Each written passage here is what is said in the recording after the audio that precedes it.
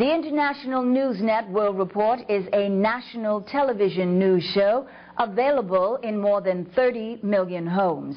We broadcast daily real news the networks won't tell you. We are solely viewer-supported. That means you. You can donate at our website, inenworldreport.net. We hope you find the following interview informative and helpful.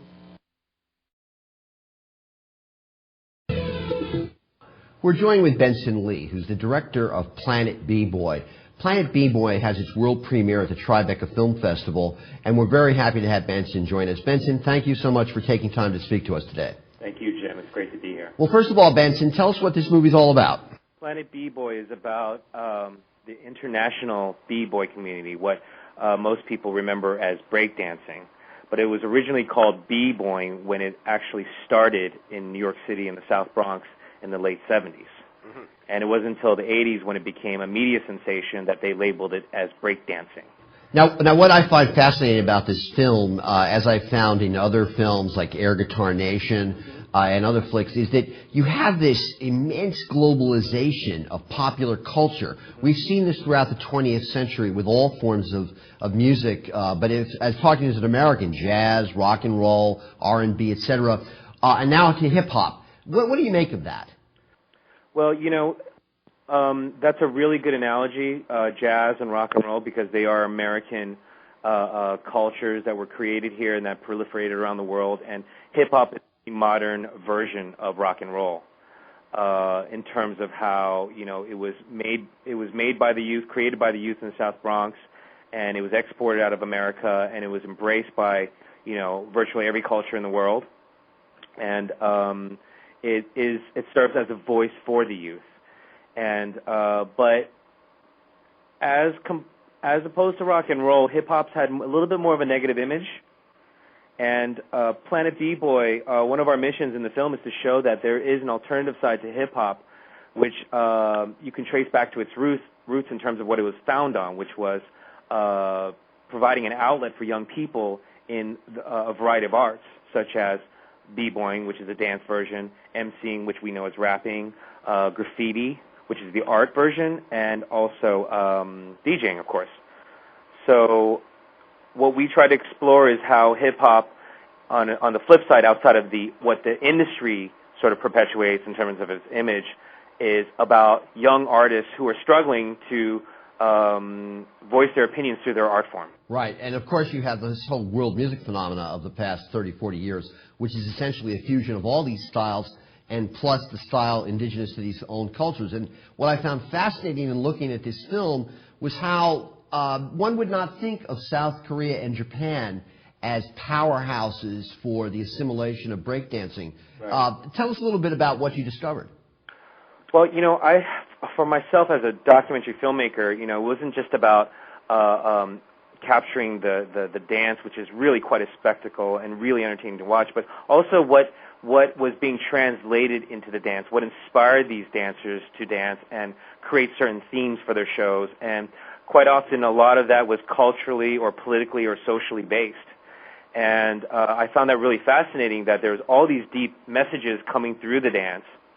And it made me realize that hip-hop does provide a forum, a voice for these kids to express their concerns that that affect them on a daily basis in their own particular cultures. Let's talk about some of the cultural, interesting aspects of some of the crews involved. For example, the South Korean crew. Tell us more about them. Sure.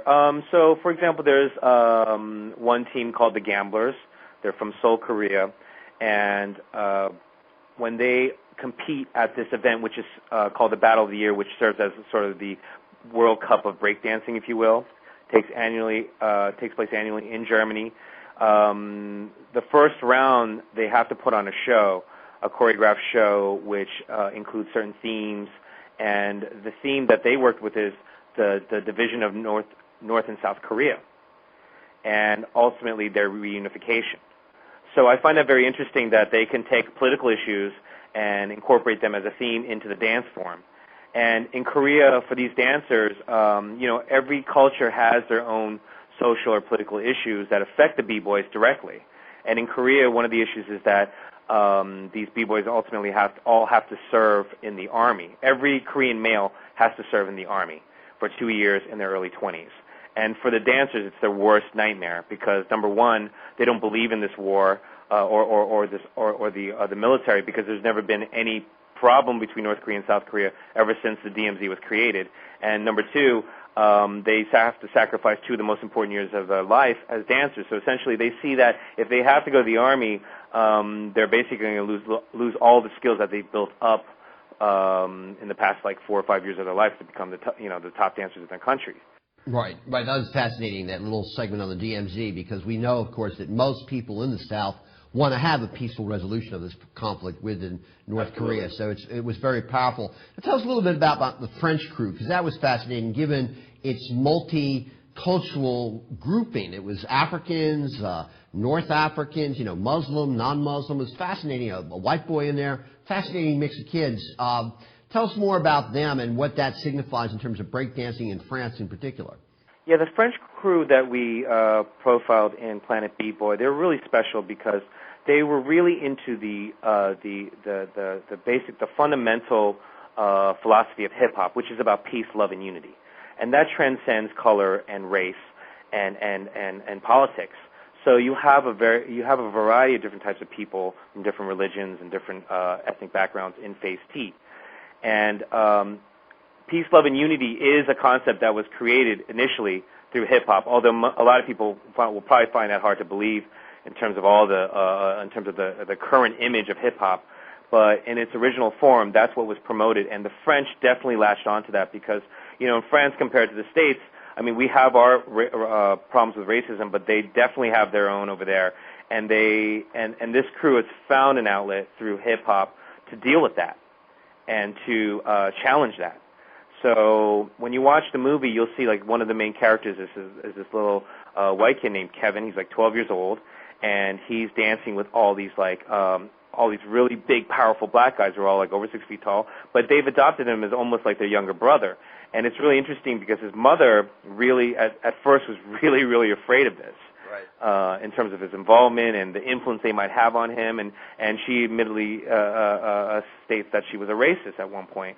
But it's through this experience and this team, this bond that they build, that it actually helps her to realize that she can't judge people before she gets to know them, regardless of their color or their race or their creed, whatever. Right. Well, the film is fascinating. As a New Yorker who was pre-hip-hop and pre-breakdancing, right, what struck me so much in watching this very entertaining and powerful film was how much of our culture in the city, the sort of just the street culture, the fusion of African and Latino culture, yeah, and other forms in the dance itself from the streets. It was just a fascinating thing to watch, to see it alive, because I remember how people before pre-hip-hop used to act that way without music and dances. So it was just an amazing film to watch. Now tell us where you're going to have some, for those viewers who live in the metropolitan area, where are you going to be showing this film publicly, and what other events are associated with the opening of this movie?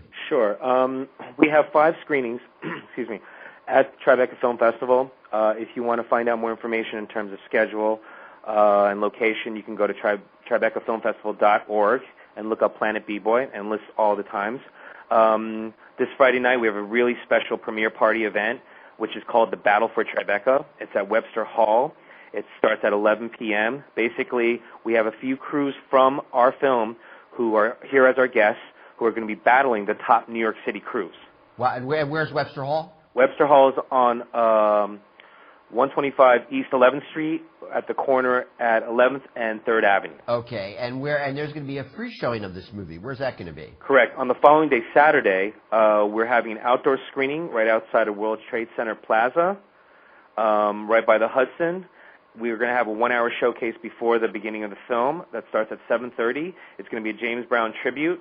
We're going to have spoken word. We're going to have old school dancers. We're going to have new school dancers. We're going to have a beatbox orchestra. It's just going to be an amazing show before the screening that starts at 8:30. So the show starts at 7:30. Benson, we were very happy to have you here today. Good luck with this, hopefully with the great success of this movie, and thanks for spending time talking about it with us today. Thank you so much, Jim. I really appreciate it.